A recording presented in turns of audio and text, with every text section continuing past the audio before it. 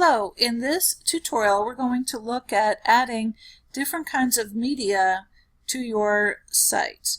So there's many different kinds of options that are available to you. I'm going to start with the class calendar. So I created a page called Class Calendar, and now I want to add a calendar that I have previously created in Google Calendar. So to add that, I'm going to click Edit Page. Make sure my cursor is in the box, and now I'm going to click Insert, and then I'm going to click Calendar. From the list of calendars that I've already created, I'm going to choose one of my biology classes and go to the bottom of the page and choose Select. I can put in a web address for a calendar if I'd like.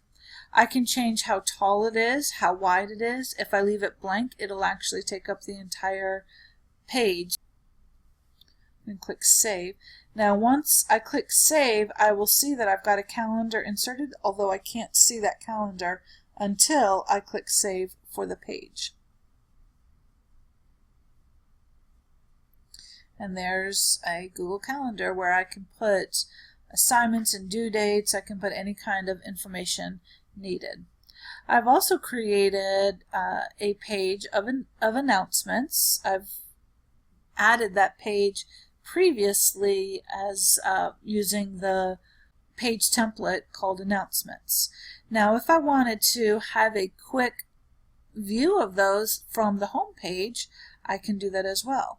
So if I click the Edit Page on the page that I want it to be, and then I put my cursor where I want those announcements to be, I can click Insert, and then I'm going to go to Recent Posts. It's going to ask me about how long it is, where I want to get that. So if I had multiple pages of announcements, I could choose from those. And I'm going to change the title to Upcoming Due Dates and click Save.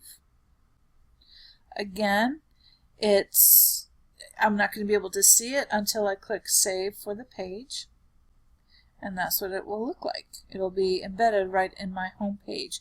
If I decide I don't really want that because I already have an announcements page, I'm just going to click the Edit Page button and then click the box and then choose the X to remove. Instead, I want to add my logo, so I'm going to insert a picture. I'm going to insert an image. I can either have some previously uploaded images, I can choose a web address, and I can add some alternate text for those with sight impairments. So I know I want to add in my Biofanatics logo. My alternate text is Biofanatics image, so that if somebody is sight impaired, they'll know that there's an image there. That is a huge image on my site. I don't really want it to be the original site, so I'm going to see what it looks like small. Well, it looks pretty good.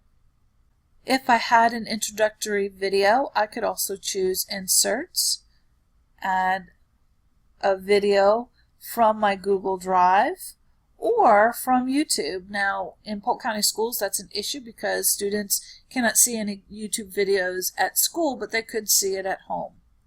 There's one other thing that I do want to add here, and to do this, I'm actually going to change my layout. My layout from one column with a header and a footer to two columns with a header and a footer, because in this column I want to add a form for them to fill out. So to do that, I've previously created it. It's in my Google Drive, so I'm going to click Insert, and I'm going to click Drive, and I want to insert a form. It is the student information. I'm going to select that. To see what it looks like, I'm going to click the Save button. So here is my form, and in it I have just generic information that I want from the students.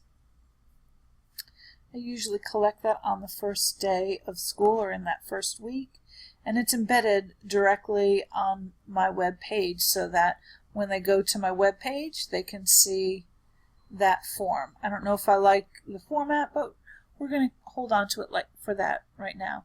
Another way you can use forms is I'm going to go to my Biomes website assignment, and I want to, I've already given them steps to follow, but I want to just add a checkpoint to this. So I've already created a form for checkpoints, and I'm going to insert that here. I click Edit, Insert, and then again it's from my Google Drive, and it is a form, and I'm going to use the Biomes checkpoints. I'm going to click Save to see what it looks like. So when my students are in class, they can come in, they can see the items that I want them to do in the checklist, and then I can also get a quick checkpoint from them to find out where they are. That'll go into a Google Doc, a Google spreadsheet that I can refer to and know exactly what their responses are. So that is how you add different kinds of multimedia. You click the Edit button, you click Inserts, and then choose what you would like to add. The simplest way to add documents, forms, PowerPoints, all of those is through having them in your Google Drive first, and then they're inserted directly into your site for quick reference.